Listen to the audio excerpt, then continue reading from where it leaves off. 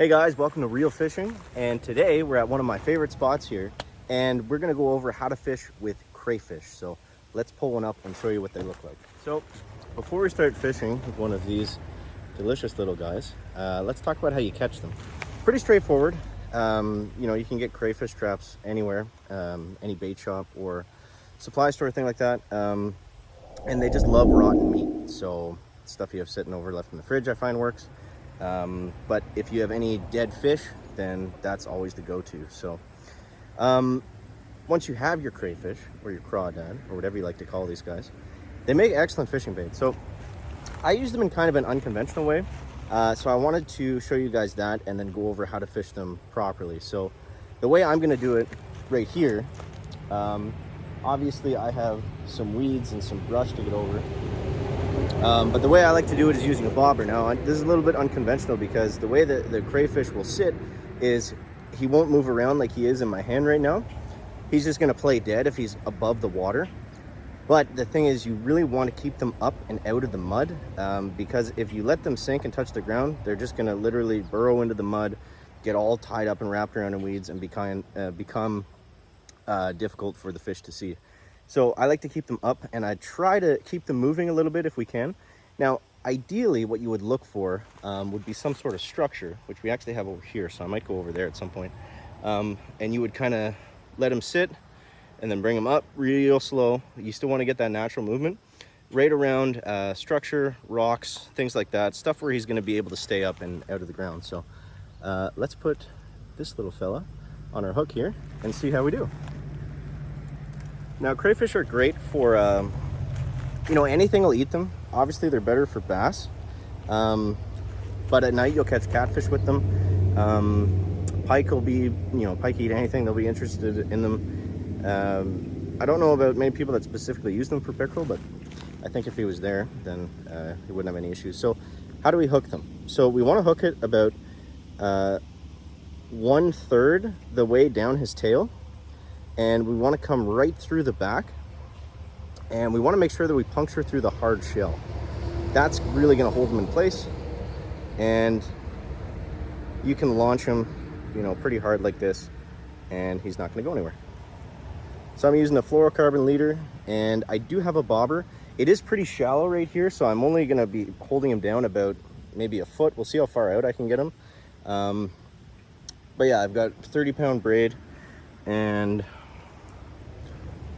yeah, so this is the middle of the day. I don't really expect to catch anything unless there's a lot of bass right here. This is one of my favorite spots in the spring. I haven't really been here much in the summer, so I'm not sure how great it is, but let's see what happens. So, yeah, I mean, with crayfish, they're not like minnows. They're a little bit hardier, so you can really launch them, and without worrying about them dying right away. So let's see here. Right about where we want them. He should be deep enough there. Now the only problem is with this area right now is there's so much growth here. If we do get something big, I'm gonna have to drag it through all these weeds, which is gonna be interesting.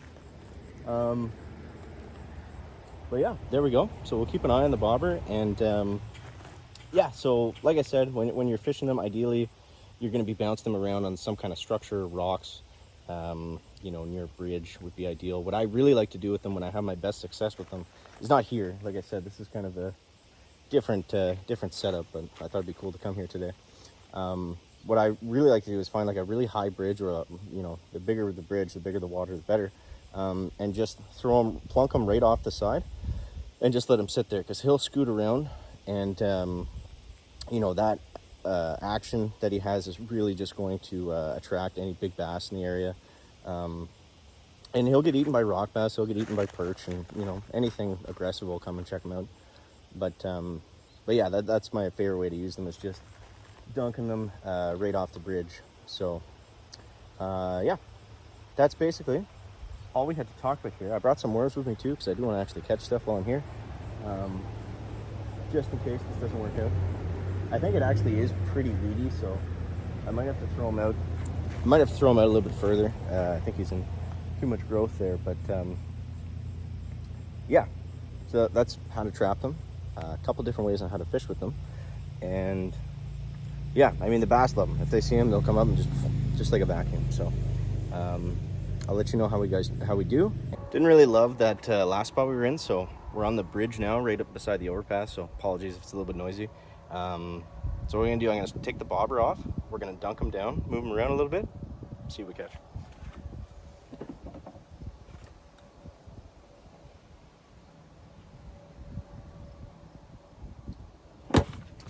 He's an angry little fella. All right, so let's get him on the hook first.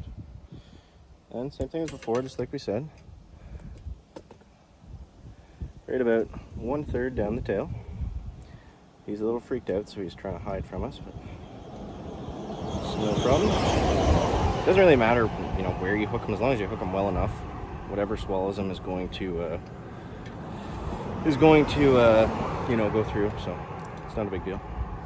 But I do want to take this bobber off. I think that's going to kind of ruin our action and just keep him in that play dead mode. So I'll get rid of this. Bit of a thick line, so it's kind of awkward. There we go. All right, let's throw him in and truck stop going by, see what happens. I like this, the way this looks right here, so let's try it.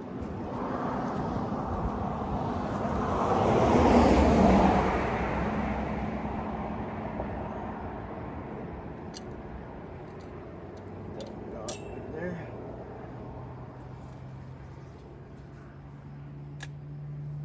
Okay, let's see.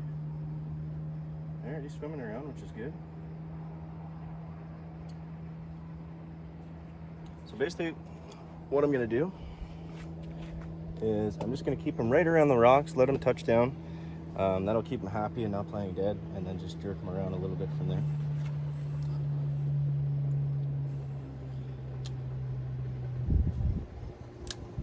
It's usually a pretty decent spot for bass. Let's see. Oh, something there. Seems small. You'll get that too, like the small fish will just peck him to death, so I want to try to avoid that if possible.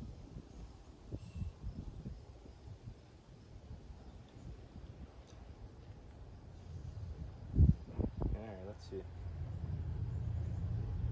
I want to keep them kind of shallow on the rock areas. I know that there's a bunch of little fish right under the bridge, so try to keep them somewhat away from there.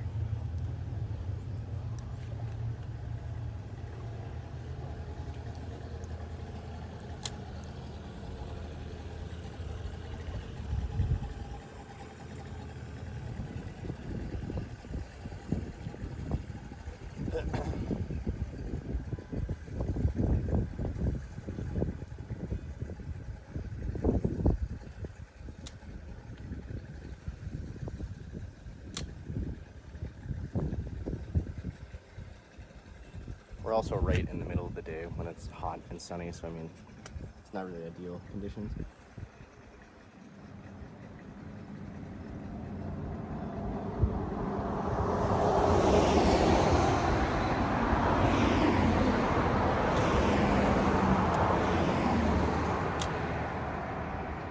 He's just kind of drifting, so we'll just let him go with the current. I mean, that's how they would naturally move anyways.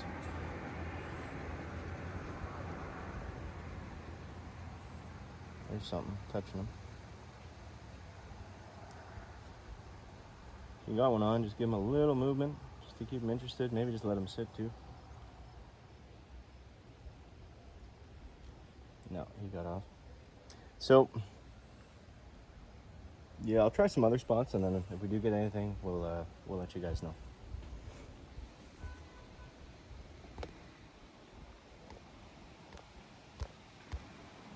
That's weird. And thank you for watching. Don't forget to subscribe to the channel. Catch you next one, guys.